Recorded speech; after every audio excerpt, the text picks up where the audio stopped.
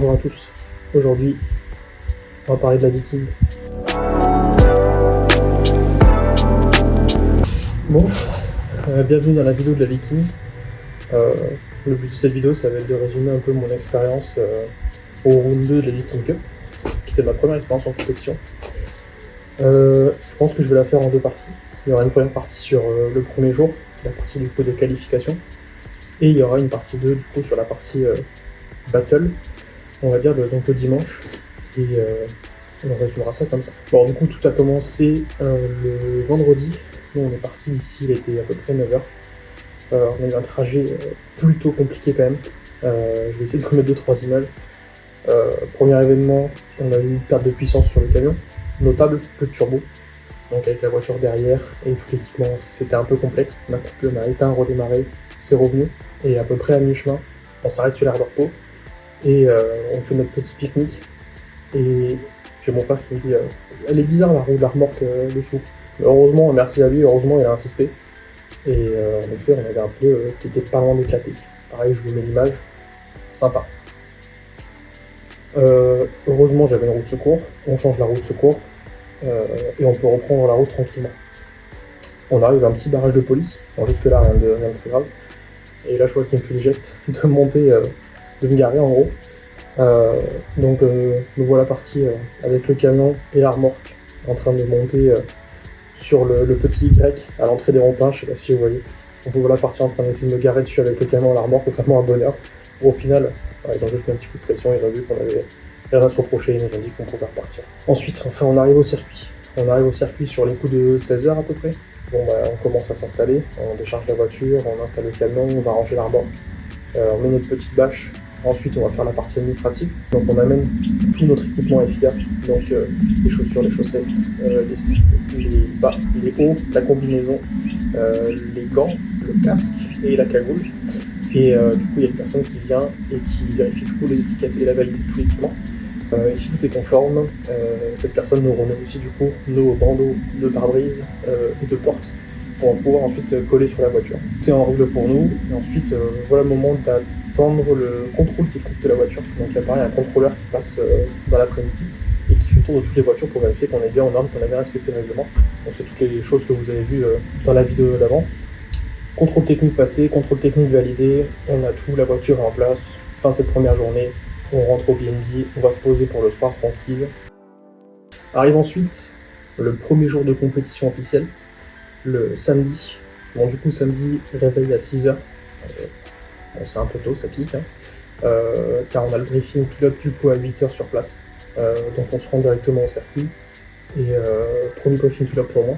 Donc c'est intéressant, on peut échanger un peu avec le staff, les juges, pour savoir si on a des questions sur le tracé, ce qui est attendu, etc. Ça permet de clarifier les derniers points. Pendant ce temps-là, je demande à mon cher Bastos de faire chauffer la voiture. Un petit mot pour le Louis? Bonjour Louis.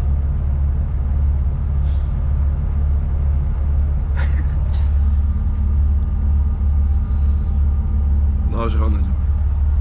Car je sais qu'on a seulement 1 heure d'essai. Il va falloir être efficace si on veut prendre rapidement en main le tracé. Moi personnellement, j'ai jamais roulé là-bas. Première fois que j'allais à la Ferté-Gaucher. Donc découverte totale du tracé. Et je veux profiter au maximum des essais pour pouvoir redécouvrir ma voiture. Ma voiture qui a aussi subi quelques changements. Rien de très majeur, mais le plus gros quand même, c'était l'installation de la direction assistée. Donc c'était une grosse découverte pour moi. Je savais pas du tout comment la voiture allait se comporter. Ça faisait presque 2 ans que je roulais sans DEA, donc je savais que j'allais devoir m'acclimater un peu. Le briefing pilote se termine, la voiture est chaude, direction en piste.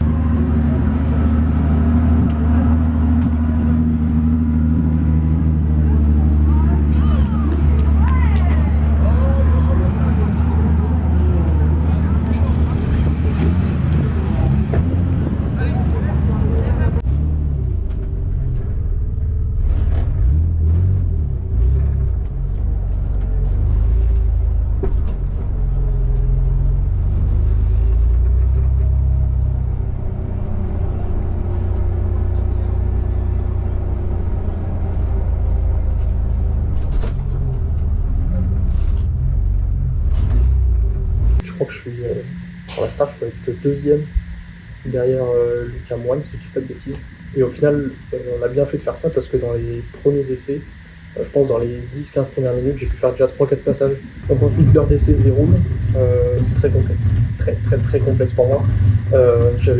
De ce que j'avais calculé, anticipé, j'avais prévu de faire plutôt tout le tracé en deuxième vitesse.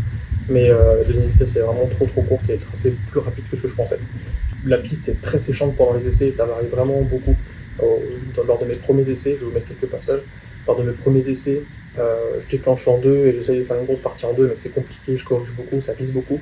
Et sur les derniers essais, au contraire, c'était vraiment très séchant. J'avais beaucoup de grip. Limite compliqué d'enchaîner tout le tracé. Ok, j'y vais.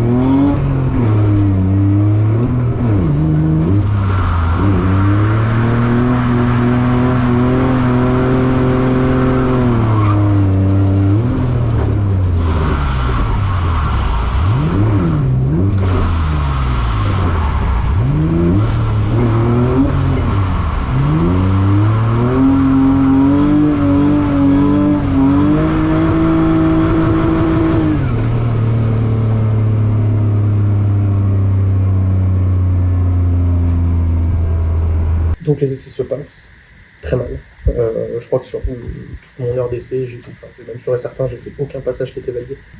Donc l'heure d'essai se termine. Bon, là le mood n'est pas au top parce que j'y arrive pas. J'ai fait aucun passage valide. Le mood est un petit peu redescendu, on va dire, et du coup je m'attends plus à grand chose pour la suite. J'en discute du coup pas mal avec Poulpi de mon ressenti pendant toute cette heure, parce que du coup toute l'heure j'ai fait non-stop. Je suis resté sur la piste de 9h à 10h non-stop, et j'ai enchaîné les passages, enchaîné. On en discute avec Poulpi, je lui explique un peu mon souci de grip, je pense que j'ai quand même un peu trop de grip. Je roule en super sport qui ont beaucoup vécu. On décide de mettre 4 barres ou 4 barres 5, je sais plus, dans les pneus à l'arrière. On décide d'aller faire un petit tour avec Poulpi en passager. Pareil, je vous mets une petite vidéo.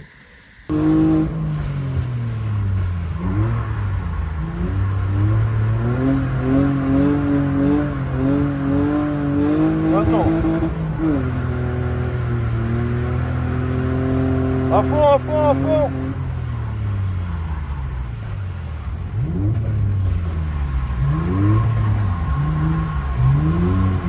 À fond.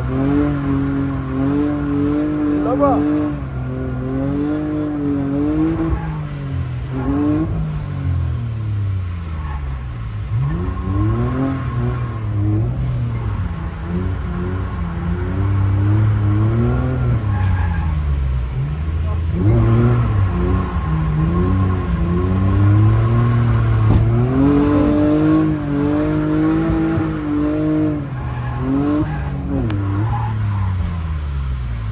Clutch.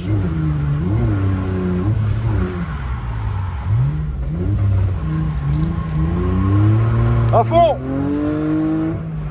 Voilà. À fond. Juste là-bas.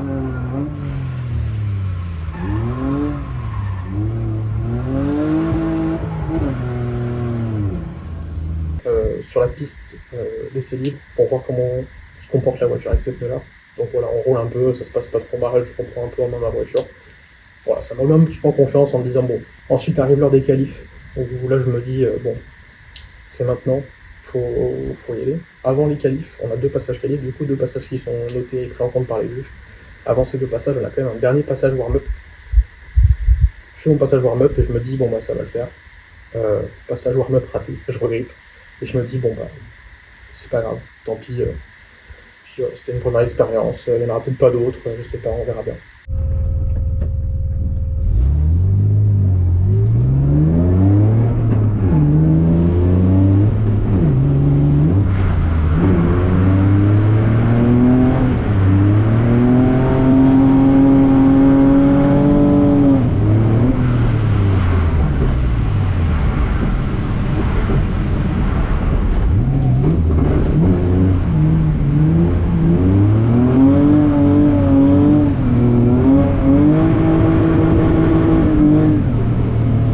Arrive mon premier passage qualif, où je me dis bon bah là il faut que j'y aille, je sais un petit peu où est-ce que je pêche, et donc j'essaie de me forcer un peu, pour faire un peu mieux on va dire. Premier passage qualif.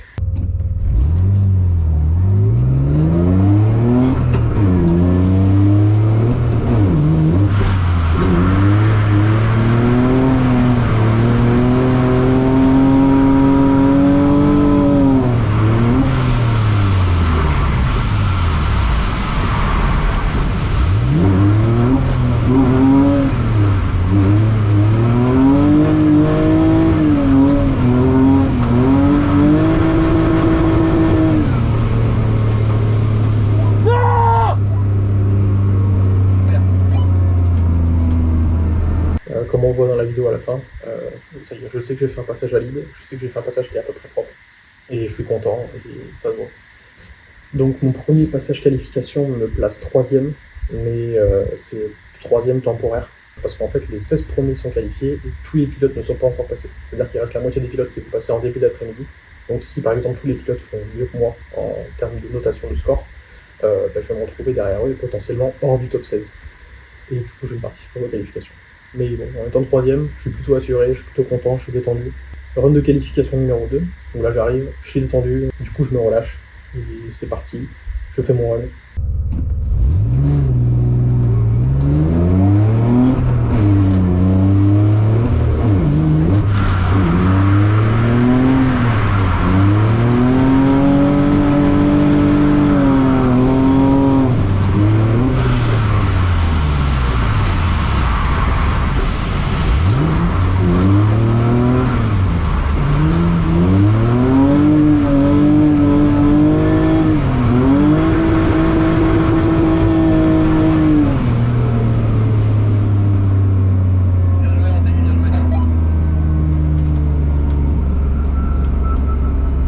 C'était dur, mais c'était bien.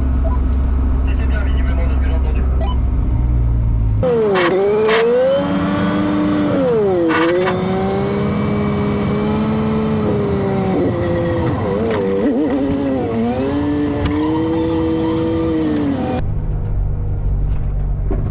Tu m'entends, mon Teddy? Ouais, je t'entends, ouais. T'es premier, mon Teddy. Je suis trop fier de toi, t'es premier classement. Arrête, tu mens.